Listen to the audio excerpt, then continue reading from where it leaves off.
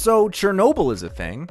I don't cover real-world topics, and I'm not about to start with one that depressing, especially in a year that has been so hard on so many people. But you know what else was super depressing and more channel appropriate? Chernobyl the show. So, if you wanted to feel less depressed about your own life by looking at how terrible catastrophes come about, or you just want to commiserate with a bunch of Russian scientists from 30 years ago, boy have I got a weirdly specific show for you. In all seriousness though, Chernobyl was a great show, or I guess miniseries if you want to get technical. The music was unique, industrial, and it had this brutal quality that reflected the ideals of Soviet-era Russia, but also made the weight of the catastrophe feel real. The scoring feels like it's trying to tell you the radiation is in the air. It was superbly done, and I cannot wait to hear more from Hildur Guðnadóttir. And I just know that I mispronounced that. But I'm not going to talk about the music. Instead, I'm going to talk about something I was supposed to talk about a while back, but instead I got sidetracked by something completely different. Tangled. Yeah, maybe I just wasn't ready to tackle something this dark yet, but in that video, I referenced the fact that I was supposed to be writing another script. I'll come back to this idea in another episode of This Is a Thing. Actually, the episode I was supposed to be writing today, in fact. And this is that script. Bit of a tonal shift from video to video, but hey, I have eclectic tastes. Chernobyl is this sprawling 5-hour-long episodic masterpiece that follows certain key characters in a dramatization but fairly accurate representation of the tragedy of the Chernobyl nuclear reactor explosion. Not only does the show follow those who caused it and investigated it, but also spends time with those affected by the fallout of the event, be that nuclear, social, political, and personal. And the show is not a joy-filled one. It is dark and horrifying, but it's not quite a horror movie. The accuracy and dramatization, the tone of the show, and the format that it was presented and shot in marks something very interesting, not only for the technical achievements of all those involved, but also a larger change in the way that television is being treated and the closing gap between film and television as distinct art forms in the visual medium. And so today, I want to talk about Chernobyl. Craig Mazin began researching the Chernobyl disaster in 2014. He found that the personal stories of those who were impacted in various ways brought a different kind of life and meaning to the disaster, rather than just the historical significance. He was interested in the story of why Chernobyl exploded, and not just the technicalities of why, but the interpersonal why. All 5 of the episodes were painstakingly researched through periodicals, biographies, and interviews, and then written by Mazin himself. In July of 2017, the show was greenlit by HBO in partnership with Sky UK, and was filmed over a 16-week period. In 2019, Chernobyl was released weekly with a companion podcast, going into further detail about the research, story, and making of the show. I binged the show and the podcast in about 3 days, and I would definitely say the podcast is worth your time. The show has come under fire for some of its inaccuracies, and there have been criticisms that have been leveled at it by certain governments. But most critics praise the show for how well crafted it is in tone, acting, story, and for its portrayal of the people of Soviet Russia and the now Belarusian and Lithuanian people. This was done fairly and believably, and in some cases as heroically as possible. This includes critics from the countries that were depicted and affected by the catastrophe. The show's casting is superb, with Jared Harris, Stellan Skarsgård, and Emily Watson giving some absolutely outstanding performances. But there are a ton of great actors in great roles. So, this is strange. I have never run into this problem of giving a spoiler warning for something that is technically history, but if you want to discover the history the show depicts by watching it yourself, this is your warning. Interestingly, the show is bookended with a person recording cassette tapes about the Chernobyl disaster and what occurred leading up to and after that. After saving the tapes, he then hangs himself at a specific time, exactly the same time the reactor exploded 2 years prior. This is Valery Legasov.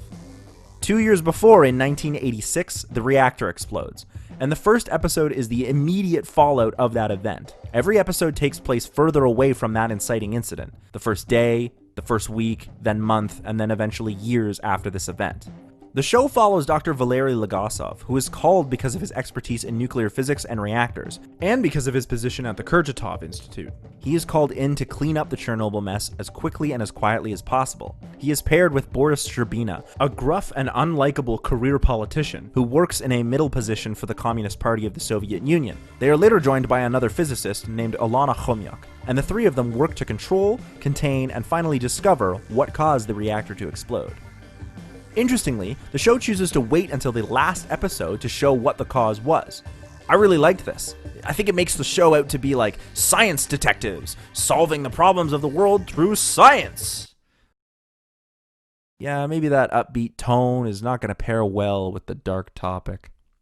Earlier, I called Chernobyl a miniseries by technicality. It was presented as a miniseries, but in today's television media landscape, that doesn't really mean much. And yet it is the history of this term that is the most interesting in deciphering the relationship between movie and television. In the 1970s, television mostly consisted of episodes of shows that could be watched out of order, with no regard to when in a season an episode aired. Sitcoms and dramas could be watched at any point in time, and they were easy to digest, and so television networks started to run into a problem. Audiences are stuck watching only the TV shows they're familiar with and never change their viewing habits. How are we going to get them to watch different stations and new programs? I've got an idea. Let's create a series of episodes of a show that only lasts a little while, but is driven by a longer story told over many episodes. Missing an episode will mean missing major plot points, and so audiences will be forced to tune in so they don't get the 1970s version of whatever the fuck FOMO is. It will be great, and the advertisers will love it. And they did love it. Audiences would change up their regular viewing habits over the course of the run of any given miniseries. And of course, advertisers took advantage of those to shovel their products. And it figures that the only thing prompting change in media was greed. It was during this time in the television era that we also saw the separation of movie and television as strictly competitive. Back then, movie companies saw every bum on a couch at home as one less bum in the theater, and so the industries were at war. This continued right through to the 90s, but the form of television changed. The longer narrative episodic format of the miniseries was adopted into regular television, and seasonal arcs became a way to keep viewers interested throughout the year. Although miniseries were still used, they had to become higher and higher budget or have a bigger draw to pull people away. Draws like celebrities. Back in these days, there was this distinct separation between movie actors and television actors. Like any new art form, television was looked down on as a lesser form of acting compared to the established art and world of movie acting. If you were a television actor, you would never be allowed to set foot on the set of a movie.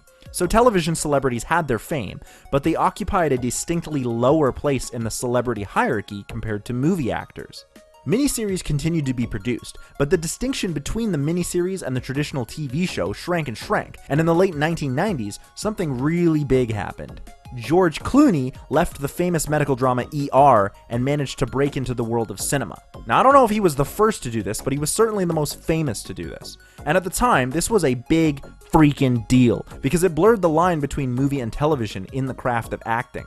Nowadays, this seems normal. Actors go back and forth between mediums all the time, sometimes choosing to go from a movie to a television show. Although I think this might have more to do with the fact that all the networks are basically owned by the same people who run the movie companies. So it's all money in the pocket, but hey, it was change. And this is to say nothing of the theater world as well. Throughout all of this, the miniseries was slowly becoming less of a big deal in television. There were and still are miniseries in limited runs, but as big television events, the closest thing I can think of is the CW superhero crossovers that happen every year, but they don't really have anything to do with the overarching plot of each other's respective shows and narratives. But in the early 2010s, Game of Thrones happened. HBO managed to get the rights to George R.R. Martin's fantasy epic, The Song of Ice and Fire. It had the best of everything. The best budget, the best production, the best actors, the best writing. Or at least it was back then. But what they didn't do was make it a miniseries. This was no limited run one-time event. This was a plot-driven, seasonal, episodic show. And regardless of how you feel about the show, or the way it ended, it changed the way television was made, and it paved the way for shows like Chernobyl. Every episode of Chernobyl had the budget and production that was given to a movie. At the risk of sounding like I think television is a lesser art form, which it isn't, this did allow the art of television to be elevated to a level where it could compete with movies. This means that all the parts that make up the craft of making a movie at high levels could be applied to television shows like Chernobyl. The result is that we are now seeing what I call television as cinema. I don't think the scale that Chernobyl was shot with and the care and craft put into the show would have been achievable without some kind of movie-like budget the show was given. And of course, this pays off. The show looks and feels like a movie. The careful attention to cinematography and lighting, shot composition, and the detail and realism in the costumes are all noticeable and are indicative of what we might call cinema as opposed to what television was traditionally viewed as. And yet, Chernobyl is distinctly television. It is told with deliberate breaks in the story that leave you wanting to return for the next episode, the way you would want to in any television show. Sometimes this is heartbreaking and super manipulative, but hey, it works. The other reason is the runtime. There are very few movies that are successful in the mainstream that run over 3 hours. Chernobyl is 5.5 hours, but because it is split into 5 parts, roughly an hour each, the episodes can be digested at the viewer's own pace. Television at its finest. And yet each episode is an hour long. That's a bit short for a movie maybe, but that is longer than most TV shows. In the case of the final season of Game of Thrones, episodes ran to almost an hour and a half. These are movie-length productions that prove that television can be cinema, and it can succeed in a way that the traditional movie format cannot. But this has more to do with the form than the cinematography. But movies are not to be outdone. Movies have been moving into a more episodic approach too. Sequels to successful movies have always been around, with varying degrees of quality. With The Lord of the Rings, it became apparent that shooting a film series in an episodic format could yield results and put butts in seats. This was followed by a large number of adaptations from books to movies, as the film industry tried to sort out how to make episodic movies work. But of course, the best example of this is the current Marvel Cinematic Universe. Never before have I seen a franchise where every movie is a singular insular story, but they're all connected through a larger overarching narrative. And never before have I been so forcefully reminded of Saturday morning cartoons. And really, that's all they are. A really big budget set of episodes in a now decades-long Saturday morning cartoon show. The episodic nature of television has been slowly moving its way into the movie world for a long time. The reason this episode isn't called the MCU as a thing is because, apart from a few movies here and there, I'm not really a big fan of them. Iron Man was good, and Winter Soldier was amazing, and I'll watch anything with Spider-Man in it. But other than that, Doctor Strange was fun. I'd watch more of him. That isn't to say that they're bad, that's just my opinion. So, which one is better? TV shows like Chernobyl that have the budget of a movie for each episode, or franchises like the MCU movies, which are built episodically, more like a TV show? Regardless of which you prefer, I don't actually think it matters which is better, or even that one is in fact better than the other, because I think the point is that cinema and the visual medium are changing. The gap and distinction between television and movies is diminishing, and I think this is a good thing. The merits of either form and the craft used in both art forms can be adopted, adapted, and improved upon to the benefit of both mediums. But in the case of Chernobyl, this budget makes a difference, because it allows the show to move beyond just showing events and integrate themes into the story. This is a deeper level of storytelling. Sometimes I use the term story and plot interchangeably, but I actually think there's a bit of nuance in what these terms mean. A lot of narratives in any format don't play with this nuance at all. An action movie's story and plot may be the same thing because the thrill of watching the events unfold is the purpose and message of the movie. And of course that's fine, it can be a lot of fun. But with an increased movie-like budget, TV has the potential to make that nuance if it wants to. And Chernobyl does this. So the distinction is that plot is simply what happens on screen. For Chernobyl, this is the depiction of the catastrophe and the people directly and indirectly involved in it and how it affects their lives. Plot is the events that play out on screen. Story, on the other hand, is what the message or plot is about. In the case of Chernobyl, it is about the catastrophe and the people, but it always leads back to the same narrative theme. Because what Chernobyl shows and depicts is the disaster, but what Chernobyl is about is...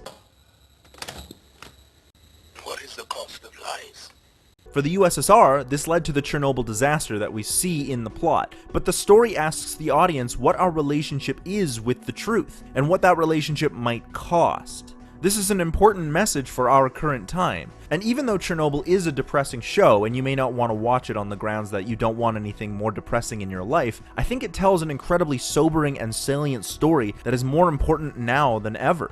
The story is only made more apparent and possible to tell because of the way this show and others before it are closing this artistic gap of movies and television. And that is why I think Chernobyl is the sign of a really interesting and important artistic change in television as cinema.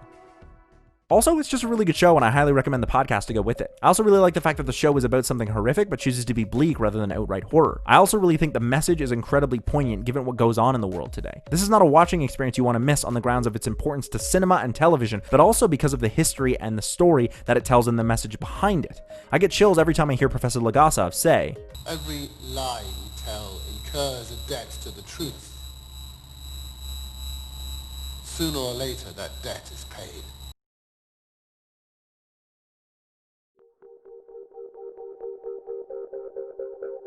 Hey, thanks so much for watching that episode. If you enjoyed that, don't forget to hit like it's an AZ5 button about to stop your reactor from exploding. This was a really fun episode to do because I really am passionate about television, and I often say, this should have been a TV show, but it's also fun to see how movies have been influenced by TV shows. I've also been wanting to talk about Chernobyl for a long time now. Ever since I watched it, it really stayed with me, and so, I had a couple ideas I wanted to share. You can always hear more of my ideas about television shows and movies on This Is a Thing, and don't forget to check out our weekly podcast right here on Cinemaster's Ultimate Timeline.